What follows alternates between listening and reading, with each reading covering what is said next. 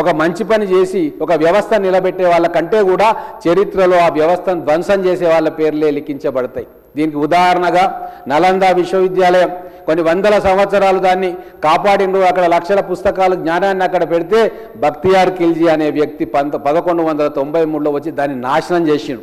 నలంద విశ్వవిద్యాలయాన్ని కట్టిన వ్యక్తులు తెలియదు, అక్కడ ఉన్న ఆచార్యుల సంగతి మనకు తెలియదు, అక్కడ పాఠాలు నేర్చుకున్న విద్యార్థుల సంగతి మనకు తెలియదు. కానీ చరిత్ర పుటల్లో బక్తియార్ ఖిల్జీ పేరు ఎప్పటికీ ఉంటుంది. ఎందుకంటే ఒక దుర్మార్గమైన పని చేసిండు.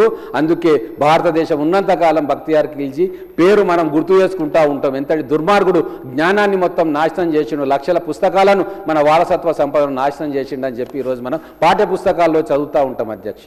అలాగే సోమనాథ్ దేవాలయం అదే గుజరాత్లో ఉంది. గజనీ మహమ్మద్ను మళ్ళీ మనం గుర్తు చేసుకుంటాం. ఎందుకంటే అద్భుతమైన ఆ సోమనాథ దేవాలయాన్ని నాశనం చేసిండు కాబట్టి మన చరిత్ర పుటల్లో ఆయన పేరు ఎప్పటికీ ఉంటుంది. అదే కోవలో ఈరోజు ఈ దేశాన్ని పాలిస్తున్న నరేంద్ర మోడీ గారి పేరు కూడా ఈ మహాత్మా గాంధీ జాతీయ ఉపాధి పథకం స్వరూపాన్ని మార్చినందుకు ప్రజలు ఆయనను గుర్తుపెట్టుకుంటారు. కోట్ల మంది భారతీయులు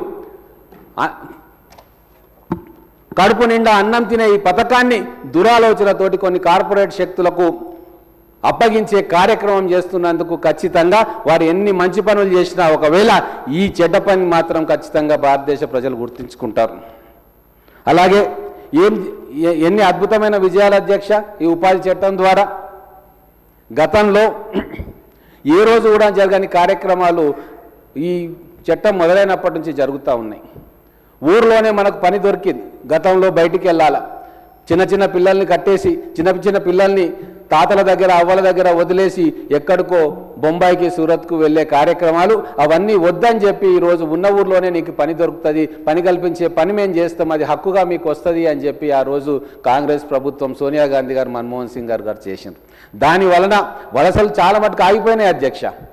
గ్రామీణ ప్రాంతాల్లో చాలామంది మన ఊర్లోనే పని దొరుకుతుంది కదా, మనం వేరే ఊరికి ఎందుకు పోవాలి బిడ్డ అని చెప్పి కొడుకులను సంజాయించుకున్న తల్లిదండ్రులు కొన్ని వేల మంది, లక్షల మంది, కోట్ల మంది మనకు ఆధారంగా కనబడతారు అధ్యక్ష.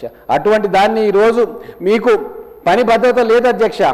మీకు వ్యవసాయ పనుల్లో మీకు అప్పుడు సస్పెండ్ కావాలి ఈ స్కీము అన్నప్పుడు ఎప్పుడు పని దొరుకుతుందో ఎప్పుడు పని దొరకదో అని ఒక అభద్రతా భావంతో ఈరోజు కోట్ల మంది ప్రజలు ఉండరా అధ్యక్ష. ఒక టైం టేబుల్ ఫిక్స్ లేకుండా ఈరోజు నీకు పని దొరకదా అని చెప్పి ఆలోచన చేసే పరిస్థితికి ఇప్పుడు ఈ చట్టాన్ని తీసుకొచ్చిండ్రు అధ్యక్ష. ఇది చాలా బాధాకరం.